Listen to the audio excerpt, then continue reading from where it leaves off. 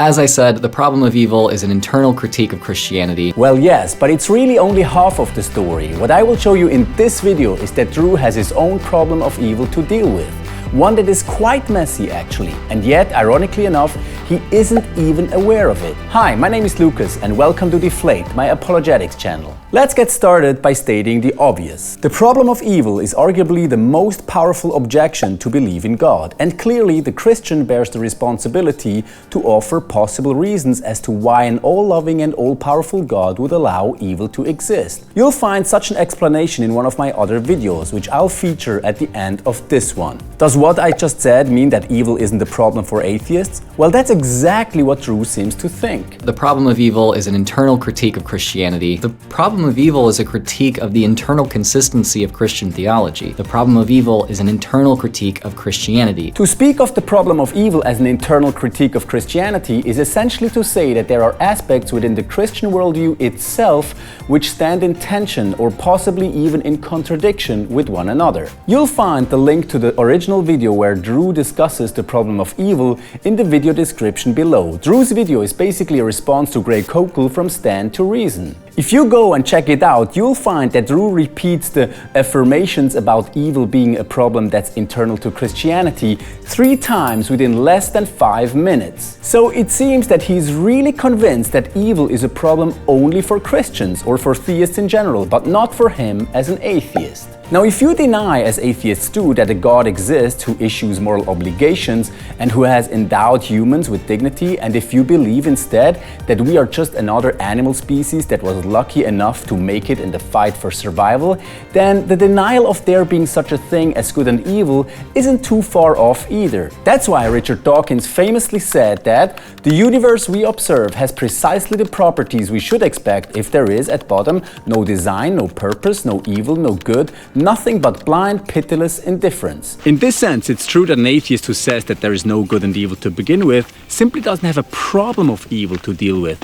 and they're thus fully justified in claiming that this issue is internal to Christianity. By the way, I'm not saying that all atheists deny the existence of objective good and evil. Not at all. Cosmic Skeptic, for example, has gone to great lengths in his attempt to establish an objectivist framework for ethics. I believe he gloriously fails, but that's the topic of another video you can find on my channel. However, here is what I am saying. Atheists who do claim that there is such a thing as objective good and evil cannot also claim that the problem of evil is internal to Christianity only. Yes, they too have to give an account of why evil exists and why good exists for that matter. In other words, they too have a problem of evil to deal with, just like the Christian does. Sure, they don't face the challenge of reconciling evil with the existence of an omnipotent and omnibenevolent God, and they may simply refer to evolution and the fight for survival in accounting for the existence of evil. In other words, their problem of evil looks different than the Christian's problem of evil. However, it is a problem nevertheless, namely the problem of explaining how objective good and evil are grounded within their atheistic worldview. And this challenge simply cannot be brushed aside. So again, the baseline is that atheists who affirm objective morality face a problem of evil of their own, which means that claiming that the problem of evil is an internal critique of Christianity simply doesn't work. This option is only open to those atheists who deny that there is objective good and evil, and who, I admit, bear zero responsibility to offer a solution to the problem of evil, since according to them, there is again no evil in the first place. We can also put all of this the other way around and say that an atheist who plays the internal critique card against the Christian and claims that evil isn't a problem for him or her cannot also claim that certain things are evil or good for that matter. And this is where the rubber meets the road. In the very same video in which Drew so eagerly rehearses the internal critique slogan about the problem of evil, he also criticizes Koukl for supposedly misrepresenting atheists, as he says that, frankly, there is no excuse for still spreading misconceptions like this. Saying that there is no excuse for something really only makes sense if you believe that the thing you're talking about is actually wrong, objectively wrong. But if Drew thinks that there are things that are actually wrong, then this means that he's got his own problem of evil. Yet that's exactly the thing he's been denying by telling us that the problem of evil is an internal critique of Christianity.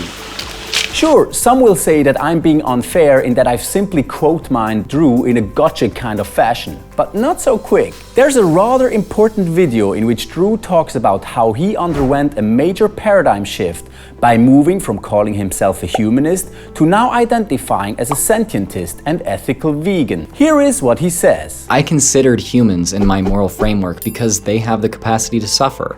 And now I consider other animals in my moral framework for the same reason. I do like the labels of sentientist and ethical vegan when they can be usefully communicated. I could still call myself a humanist, I think, because I identify with those humanist values. My sphere of moral consideration extends beyond humans, though. Let's get things straight here. If you claim to have a moral framework, clearly there are things which you consider to be immoral. I mean, what's the purpose of a moral framework other than it helping you distinguish between what's moral and what's not? For the same reasons, if you call yourself an ethical vegan, clearly there are things which you consider to be unethical. Sure, Drew might object and say that his concept of what is moral and immoral is simply a matter of his own subjective opinion. But that doesn't quite work, given that he also says that he identifies with humanist values, a statement which presupposes that there is a set of moral values, humanist values, which exists independently of him. So here is Drew's problem. He talks as if good and evil are a matter of objectivity. In fact, he doesn't merely talk like that, but he even self-identifies in ways that presuppose objective morality. Thus, the truth is that Drew is faced with a problem of evil of his own, one that is internal to his very own atheism and ethical veganism. Yet all he's got to say is that the problem of evil is an internal critique of Christianity. The problem of evil is a critique of the internal consistency of Christian theology. The problem of evil is an internal critique of Christianity. To add insult to injury, Drew not only fails to see that he's got the problem of evil to tackle, but he even fails to see his own presupposition of objective morality. I don't believe in objective moral facts in the supernatural sense that Koukl does, so I don't need to explain their existence. You don't believe in objective moral facts, Drew? But again, what about the humanist values you identify with? And what does he mean by not believing in objective moral facts in a supernatural sense? I mean, yes, we all know that Drew thinks morality cannot be grounded in a supernatural being, God, since he doesn't believe in God to begin with. But moral objectivism doesn't necessarily commit one to believe in God, which is why atheists like Cosmic Skeptic try to make a case for it. However, moral objectivism does, by definition, commit one to the view that moral facts are independent of one's opinion or beliefs. And we've just seen that Drew's talk of a moral framework and humanist values does presuppose a belief in objective moral facts existing independently of him. Yet, instead of actually explaining the actual sense in which he does hold to moral objectivism, he simply dodges the issue by saying that he does not hold to moral objectivism in a supernatural sense.